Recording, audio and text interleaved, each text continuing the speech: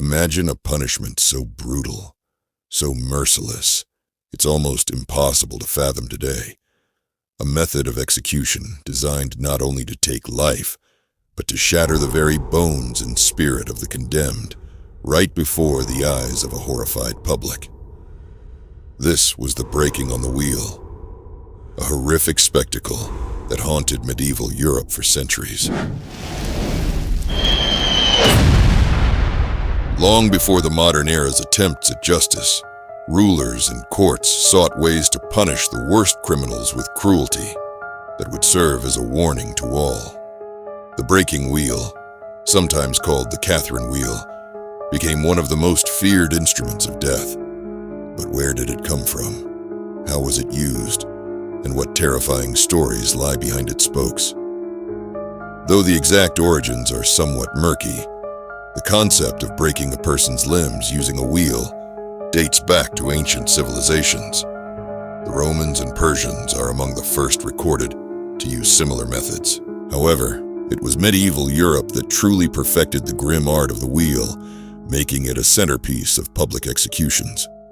The condemned, often murderers, traitors, and rebels, were tied to a massive wooden or iron wheel, sometimes as large as 10 feet in diameter, mounted high for the crowds to see. The execution itself was no quick death. It was an agonizing process, meant to prolong suffering, sometimes lasting hours or even days. Executioners wielded heavy iron bars or hammers to systematically crush limbs, starting with the legs to cripple the victim, then moving on to arms, ribs, and in some cases, even the skull. The broken body was often threaded through the wheel's spokes and displayed publicly, left to die slowly, exposed to the elements and the gaze of fearful townsfolk. Before the punishment began, the condemned were often paraded through the streets, humiliated and exposed, their fate a grim warning to onlookers. The crowd gathered eagerly, some with morbid curiosity, others with fear, as the executioner prepared his instruments. The first blow would shatter a leg bone with a sickening crack. The victim's screams would echo through the square, chilling everyone present. This was not simply punishment. It was theater, one of the most brutal performances of medieval justice.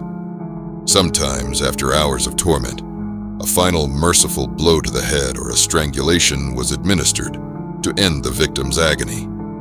But in many cases, the broken, bleeding figure was left to perish over time. The church's stance on the wheel varied. At times, it condemned such cruelty, yet often it tolerated or even endorsed the punishment when meted out for the most heinous crimes. Some of the most haunting stories from history involve those who suffered this fate. Take the infamous French bandit Cartouche, executed in the early 18th century.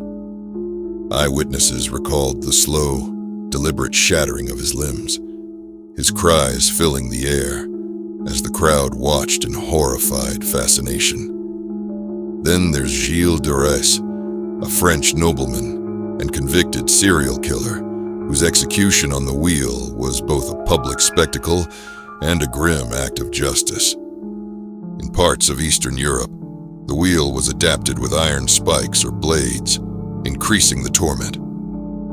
Survivors of the wheel's wrath were left with permanent disabilities and social scorn, their bodies and minds shattered. The breaking wheel did more than punish the individual.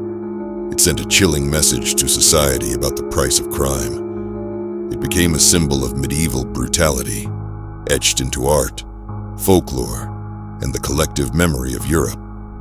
Ironically, the wheel also lent its name to Saint Catherine of Alexandria's martyrdom, the Catherine wheel, a device later transformed into a celebratory firework, a grim legacy softened by time.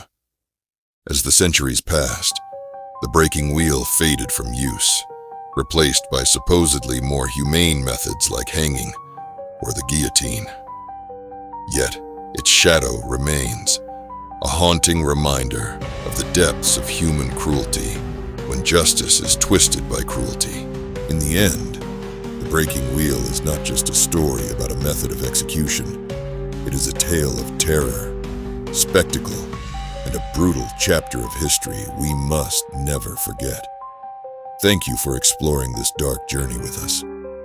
If this deep dive into medieval horror sent chills down your spine, be sure to like, subscribe, and ring the bell for more dark historical stories here on Historical Horrors. Until next time, stay curious, but beware the shadows of the past.